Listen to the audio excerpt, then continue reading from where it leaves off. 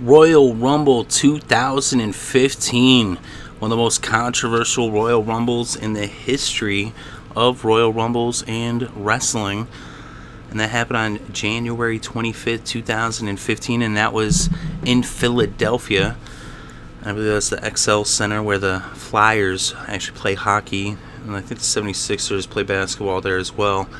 But the Royal Rumble match, it was very controversial. We saw some definitely disappointed fans there in Philadelphia and disappointed fans around the world. Its canceled WWE Network was trending worldwide for over 24 hours, all the way from the Royal Rumble result through Raw. But let's go over the match, what happened, and why is everyone so upset. But let's start off by going over, we're going to give you a full recap of everyone who entered and exited the match. And it started off with The Miz. He was the first person to enter the match. And the second entrant was R-Truth. So they started things off, and it was pretty entertaining at first. The third entrant was Bubba Ray Dudley.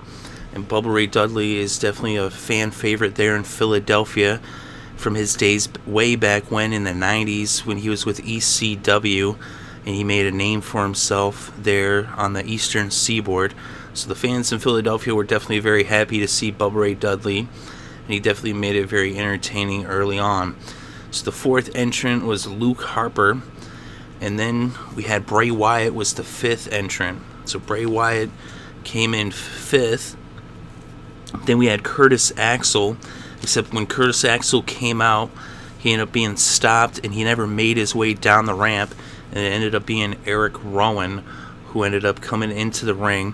As Eric Rowan came out there, and he was actually then facing off with Luke Harper in a moment. It was, pretty interesting to see the former Wyatt family all in there together. And it, at first it looked like Harper and Rowan were going to face off, but then Harper pointed at Bray Wyatt, and then the two of them went after Bray, but then Harper turned real quickly back against Rowan, and so then Bray and Harper were teaming up against Rowan. And while all this is going out, so the Boogeyman was the next person to come out. And we had The Miz was the first person that was eliminated. R-Truth was the second person eliminated. We also had Bubba Ray was the third person eliminated. Sin Cara was the eighth person to come out. Luke Harper was the fourth person eliminated. Eric Rowan was the fifth person eliminated. Zack Ryder was the ninth person that came out. And then we saw Boogeyman. He was the sixth person to be eliminated. Of course, that all depends on if you count Curtis Axel as being eliminated or not, although he never actually made it to the ring, so he wasn't actually eliminated. The 10th person to come out was Daniel Bryan. The fans went crazy as Daniel Bryan made his way out to the ring. Then we had Fandango. He was the 11th person to enter the Royal Rumble. They said Sin Cara was the 7th person eliminated. Zack Ryder was the 8th person eliminated. Then we had Tyson Kidd come out to the ring. He was the 12th person to come out. And then Stardust was the 13th person to make his way out to the ring. And then we had DDP, Diamond Dallas Page. He was the 14th entrant, much to the to much fanfare. People were pretty excited to see the WCW and WWE legend. Of course, he made most of his accomplishments in WCW there during the Monday Night Wars before eventually coming over once WWE bought out WCW. So then the 15th entrant was Rusev, and then 16 we had Goldust, and then 17 we had Kofi Kingston. And during this time, Tyson Kidd ended up being eliminated. He was the 9th person eliminated. DDP was eliminated. He was the 10th person eliminated. Fandango was the 11th person eliminated. We had Adam Rose come out. He was the 18th entrant into the Rumble. And we had a fun spot there when Adam Rose and the Rosebuds. Not really a big fan of the Rosebuds, but it was kind of funny to see, Kofi go over the rope and land on the Rosebuds as he was kind of crowd surfing, and then they brought him back to the ring. As every year we see Kofi always has a very memorable spot during the Royal Rumble, as he's one of the top performers. Almost the Rumble's like built for Kofi Kingston, which is kind of like, why has he never won the match? except for the fact of, like, because whoever wins the Rumble is going to main event WrestleMania, so God forbid you have anybody actually win it that might actually put on an entertaining match. But Adam Rose actually was eliminated not that long after, but before Adam Rose got eliminated, we saw Daniel Bryan eliminated. He was the 12th person eliminated, and what had happened there was Rusev and Bray Wyatt and Daniel Bryan were tangling up. Daniel Bryan actually came off the top rope and did like a double kick to both Rusev and Bray Wyatt. Earlier, he had actually dived through the middle rope outside the ring at Bray Wyatt, but he had come back in. Right when it looked like Bray Wyatt and Rusev were going to face off, Daniel Bryan came out the top rope, hit them both in the face with his boots, and then he had them both lined up, and he was kicking them back and forth. The crowd was going absolutely wild. But then Rusev ended up hitting Daniel Bryan with like a super kick, and then they were going against the ropes. Daniel Bryan ended up on the outside of the ropes, and then Rusev tried to get him out. Daniel Bryan hit him with a forearm, and then out of nowhere, Bray Wyatt came up and just pushed him right out the ring, and Daniel Bryan was eliminated, and the crowd just started booing. Everybody was going crazy. From the rest of the match, you could hear constant boos for the rest of the Royal Rumble once Daniel Bryan was eliminated. Like, the fans were not at all happy about that. And a lot of it wasn't so much that he was eliminated, but it was the way in which he was eliminated, because it was really cheap. Like, and I understand that, they didn't want to make Daniel Bryan look weak, so they did it in a cheap manner, but that's not really what the fans want, and that's not really entertaining to see him just get thrown out in such a cheap way. Bray Wyatt tried to steal some of the heat from it, but the crowd really didn't give him any heat because the fans love Bray Wyatt, so why would they really get mad at him?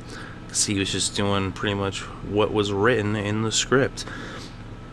So Daniel Bryan got eliminated 12th. Then we had Roman Reigns was the 19th entrant into the Royal Rumble. Big E Langston was number 20. Kofi Kingston was, first Adam Rose was eliminated 13th, and then Kofi Kingston eliminated 14th. And then we had the Mizdow come out, Damian Sandow as Miz's stunt double. The Miz actually tried to rob Sandow of his spot in the Rumble. He came out and said, no, I'm going in.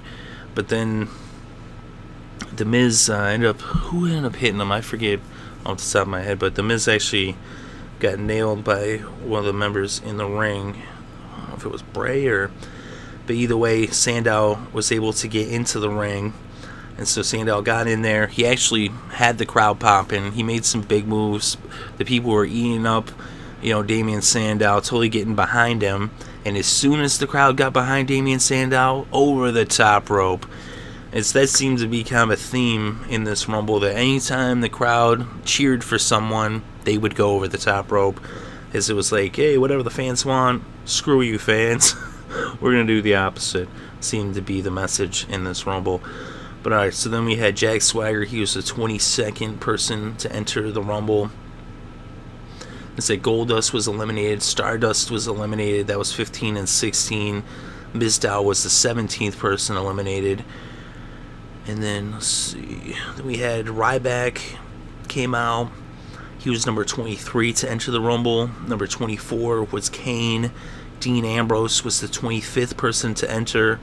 Then Tyson O'Neil was the 26th entrant, and he ended up actually being the next person to be eliminated. He was the 18th person to be thrown out. Then we had Bad News Barrett was the 27th person to enter the Rumble. Cesaro was 28. And let's see here. Where do I have? After Tyson got eliminated. Oh yeah, then Big E got eliminated 19th. So Big E was eliminated 19th. And then Ryback was eliminated 20th. And Swagger was eliminated 21st. Big Show came out 29. And Dolph Ziggler was the last person to enter into the Royal Rumble. So he was the 30th entrant. So then once, Ryback went out at 20, Swagger went out 21, and then Bad News Barrett went out 22. It was actually Dolph Ziggler that sent Bad News Barrett outside of the ring. And then Cesaro actually did the King of Swing move there, where he swung Ziggler around, got him all dizzy. and Cesaro ended up being the 23rd person out. Now, at this point, Rusev had gone under the ropes, and he was outside the ring, so as if everybody forgot that Rusev was still in it, right? So Rusev's outside the ropes, and now in the ring you have Kane and Big Show, Bray Wyatt, Dean Ambrose, Dolph Ziggler, and Roman Reigns. And then all of a sudden, that's when everything really got ugly and really turned, because at this moment then Big Show hits Dolph Ziggler with a knockout punch, and then Big Show and Kane just started grabbing guys by their shorts and tossing them out the ring. It was just such horrible writing the way they did it. That was even the thing where this is where the controversy really gets heated up. Like, it was bad enough when they eliminated Daniel Bryan the way they eliminated him, and the fact that throughout the Rumble, it seemed whoever the fans wanted, they just kept throwing them out.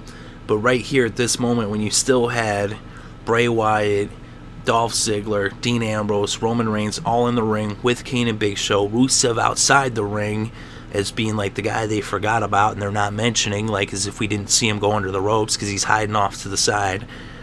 But at that moment, they still could have salvaged things. But instead of making it entertaining, they decided to just take a big dump on the fans, and they just grabbed Dolph Ziggler by his shorts, Kane and Big Show, throw him over the ropes. Then they go over to Bray Wyatt, grab him by his shorts, and throw him over the ropes. Then you had a quick moment where it was like Dean and Roman, like, oh yeah, the Shield back together, like they're going to take on Kane and Big Show. But what happens? They just grab Dean Ambrose by his shorts and throw him over the top rope. It was so blatant and so just like, it was such bad writing. And that's where you could see too that the fans, the way they reacted to each time when they threw Dolph Ziggler over the rope, everybody was like, what? They're just like, the air went out the building. Like, it was like, people were so upset. And then they did the exact same thing to Bray. Like, it was just lazy on the part of the writers. Like, really? That's how you're going to write it? Like, they couldn't actually have them fight it out and make it interesting? Instead, just like, oh, we'll just have these two big guys just grab them by their belt and throw them right over because, you know, it's Big Show and Kane, right? And so the fans just were beside themselves at that point. And even when they still had Dean in there with Roman, well, hey, they could have still salvaged it. And it wasn't, like I said, it wasn't so much that it was Roman. It's not that people hate Roman Reigns. It was that the way they did it, that they didn't have him, like, earn it. Like, they just gave it to him by having Big Show and Kane toss everyone out. If they would have actually had them wrestle and sit there and play it out, and if Roman had actually defeated those guys like Dolph and Bray and Dean, which, I mean, that's Royal Rumble. Best friends, even brothers, go against each other. Even earlier in the match, you saw Stardust and Goldust go at it.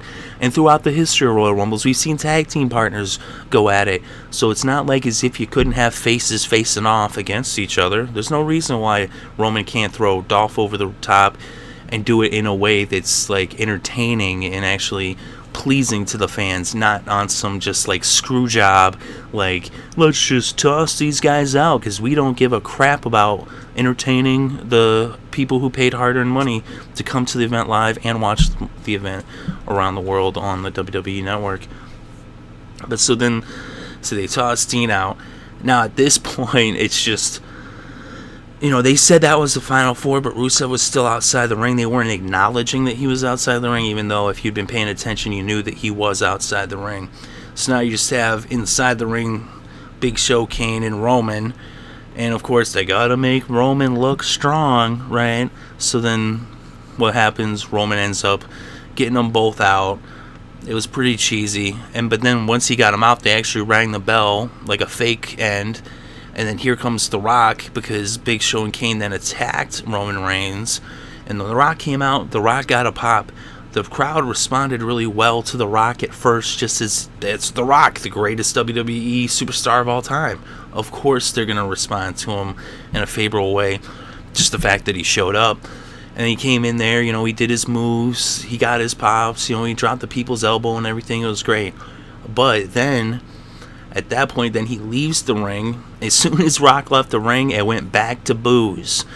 And like I said, it wasn't so much against Roman, but it was that they turned the fans against Roman. Like, it wasn't that people went into the match being like, I hate Roman Reigns. No, it's the way that they did it. Like, they kind of really screwed over Roman Reigns with the way that they wrote the Rumble and the way that they had them win.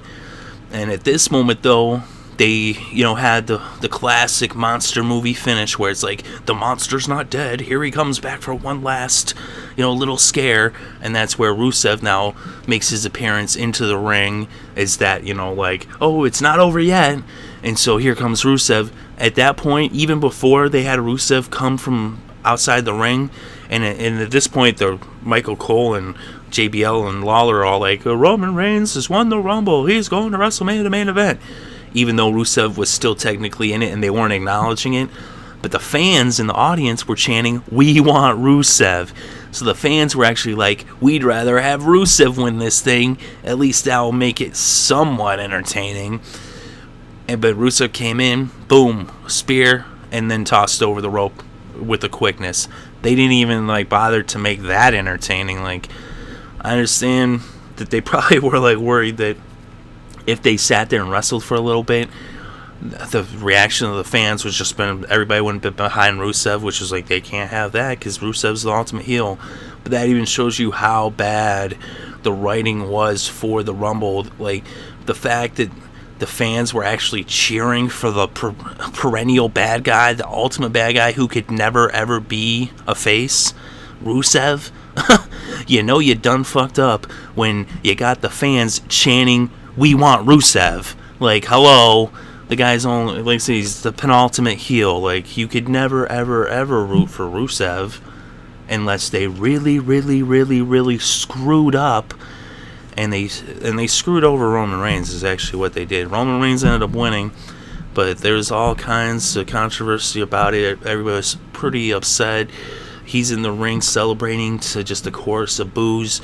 Even The Rock, came in there and raised his hand, and it didn't change things at all. The fans had cheered for The Rock when he made his appearance initially. When he came out, he got a pop, and when he was in the ring doing his moves, the fans were going nuts for The Rock. But when he was in the ring raising Roman's hand in victory, there was nothing but boos. And there was a slight pop when Roman threw Rusev over. For a split second you heard yay, but then as soon as it faded away, all you heard was boo. And if you looked in the crowd, you saw nothing but middle fingers, thumbs down, just looks of disappointment and people upset. And they said it's not about that Roman won. It's not that people are so much mad that Roman won and Daniel Bryan didn't win. It's not who, it's how. It's the manner in which they did it. People, you could have had Roman win and it would have been okay. There's ways to have done that where it would have went over. But the way they did it, that's what really got everybody so upset. Personally, I do have the WWE Network, and I did not cancel. I'm not going to cancel either, I'm not going to jump on the bandwagon, but I can fully understand why the fans are upset. I mean, I was somewhat entertained by the match regardless, but I was also when it came down to that moment when Big Show and Kane just started throwing guys out, I was like, what the fuck? What is this? What had been actually an alright Rumble up until that point. It was okay at that point. It was decently entertaining. There were some nice moments in it, It would have been okay if they had just wrestled it out at that point. That's kind of the whole thing about it, too. That's the thing that's been brewing for a long time, is that the further WWE goes away from wrestling and the closer they go to sports entertainment, that's what this is. That's what the groundswell, that's why people are so upset. That's why, for the second year in a row, the trend after the Rumble match was cancel WWE Network, is because people, they want wrestling. And I understand that they don't want to be a wrestling company apparently. Well, then why don't you just get rid of the ring then? Why do they even have a ring? Why do they even bother doing moves? Let's just have promos all the time. Why not have it be like the Raw that they had when they canceled the snow day the next day? They didn't, because of the weather, the blizzard and all that stuff. They weren't able to have Raw in Hartford, Connecticut. They canceled it, so they did it from the WWE headquarters.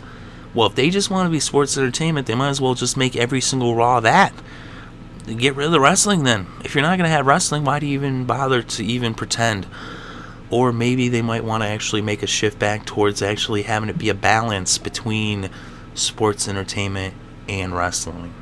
Needs to be a balance, because you got fans of wrestling and they're not getting wrestling from WWE.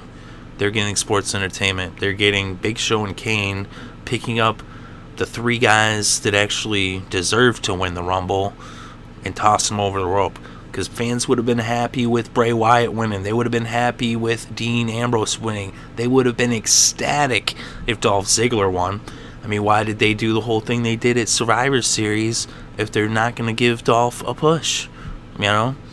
And really, ultimately, of course, the number one choice, what everybody in the WWE Universe wanted to see, was Daniel Bryan. They want to see Daniel Bryan win.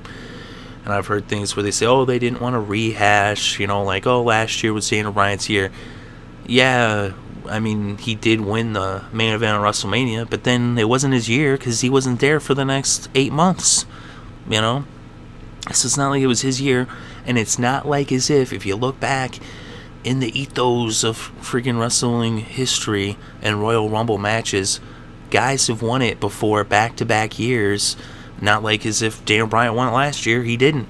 He had to, get in that WrestleMania main event through other channels and through the Yes movement. So it's not like as if he would have even been winning a back-to-back. But to be in the main event back-to-back years, there's nothing wrong with that either. Guys have also been in back-to-back main events at WrestleMania as well. So it's not like when a guy's hot, you can't put him in the main event. You're supposed to, actually. When Stone Cold was on top, he was winning Rumbles back-to-back, and he was main eventing every WrestleMania that he was around for during his heyday. Same with The Rock, same with Hogan back in the day, too. I mean, when a guy's hot, when the fans are behind him, put him in the main event, give him that spot. If a guy's money, make money with money. Come on. Why are you going to bury money? Why would you do that? Because it ain't going to be worth anything if you just bury it. You're going to continue to bury Daniel Bryan. It's not going to help. Of course, we'll see what happens on SmackDown. They're going to have Daniel Bryan versus Kane in a casket match. And from the looks of that interview that Renee Young did with Daniel Bryan, it did drop some seeds of the potential for Daniel Bryan to end up in the main event, potentially at WrestleMania or something. Because he did mention that he, once he takes care of Kane, that then he's going to get on to the process of getting back his title. What exactly does that mean? Only time will tell. It remains to be seen. She did, though, bring up the Yes movement and the fact that he did get into the main event. And Daniel Bryan also made the good points. He's like, it's not like he was given anything, except he was given an opportunity. And that's all he's asked for, is just to be given an opportunity. Whereas that's the thing, is the fans, when they see the way that they wrote the Rumble, the way that it went down, it's not like as if Roman... I understand that it's scripted and everything, but he didn't earn it. You still got to earn it by entertaining the fans. That's how you earn it. I understand it's not like he can earn it by actually beating the guys with physical feats because it's scripted, but you earn it by entertaining the fans and getting the fans behind you. But that's something that Roman struggles to do, and that's even brings up another thing where last year in the Rumble, when Roman eliminated, record, 14, and everybody was getting behind him to win it last year. The reason they got behind Roman last year was not because they were getting behind Roman, it was because they did not want Batista to win. So that was another thing where, it seems as if they're making, wrestling decisions or sports entertainment decisions based off of the mainstream and what the mainstream fan might want. They're thinking like, a mainstream fan might want to see Batista versus Randy Orton in the main event. Or, a mainstream fan might want to see Roman Reigns versus Brock Lesnar. But the thing is you got to first take care of the wrestling fans. If you take care of the wrestling fans first, the mainstream people are going to come and watch WrestleMania no matter what. It's friggin' WrestleMania. You're going to get mainstream attention for it. You don't have to, bring in guys who haven't wrestled in friggin' 5 years who are movie stars now to get mainstream attention. Not like as if Batista brought any mainstream attention. No one really cared. But Daniel Bryan, though, a guy who's never stepped out of the wrestling ring, he's not been in movies or anything. He's not some, like mainstream star that came to wrestling. He's a guy in wrestling who became a mainstream star, even though it seems like they don't want to acknowledge the fact that Daniel Bryan has transcended wrestling. He's bigger than wrestling. And like I said, it's not just about Daniel Bryan. As popular as Daniel Bryan is, the whole part of the reason why Daniel Bryan is so popular is because he's the guy that people are rallying around, because he's almost like the embodiment of the wrestling, like WWE as a corporation, not listening to the WWE Universe in the form of its fans. The fans like Daniel Bryan, and the corporation of WWE seems to not like him and doesn't want to give him a push. So that's why people rally to his side. Anyone that they try to bury, the fans will rally to their side, especially if they're talented. That's why people rally to Dolph Ziggler, because he's talented. If you're not talented and they don't give you a push, no one's going to care. You'll just disappear into obscurity. But if you're a talented wrestler who deserves to be out there and who entertains the fans, then the fans will get behind a talented wrestler. And they're obviously very upset with what they're being given week in, week out. So maybe they need to start listening to the fans. And a huge part of that is the fact that WWE, since it has gone corporate, since it's gone public, all they care about is impressing their shareholders, their stockholders. And stockholders don't know a dang thing about wrestling. They don't know anything about what the fans want. And if you're trying to please the shareholders, well, guess what? See, the shareholders, they're going to have to answer to them now the fact that their stock went down 5%. They lost 50,000 subscribers and $2.7 million from one source that I read anyway. I'm not sure how accurate that is, but that was the information that I was privy to. Well, now they're going to have to answer the shareholders. The shareholders are going to be like, hey, how come you just, screwed up so bad and lost us all this money and all these subscription and our stock went down? And they're going, oh, well, we were trying to make you happy. And they're going to be like, well, we're not happy with losing money. So see how that works? How by trying to make the shareholders happy, they've upset the shareholders in the process of upsetting the fans. If they want to actually make the shareholders happy and make the stock worth money, well, first that starts with making the fans happy. Because if you make the fans happy, then they buy the network, and then things are good. What's good for business is what's good for the fans. Fans come first, because without the fans, there is no WWE. You can have all the stockholders in the world if you want.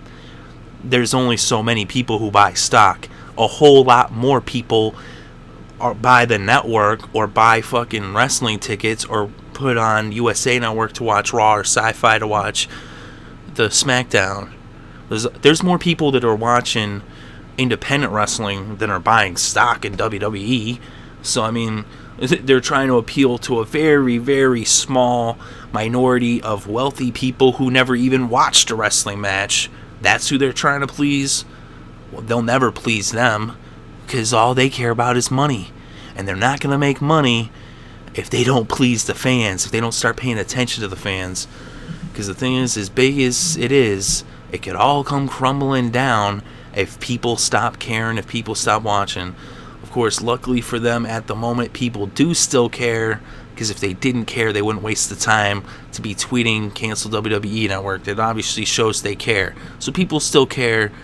So before it's too late, they might want to start actually listening to the fans and stop worrying about pleasing the stockholders, because look at where it's gotten them. It's gotten them to where their stock is just dropping off a cliff and they're losing money left and right. Well, maybe you might want to stop that game plan and start actually listening to the fans. But alright, that's enough for this Royal Rumble recap and our Royal Rumble rant, I guess you could call it.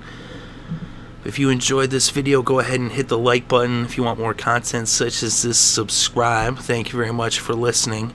It is greatly appreciated. Peace.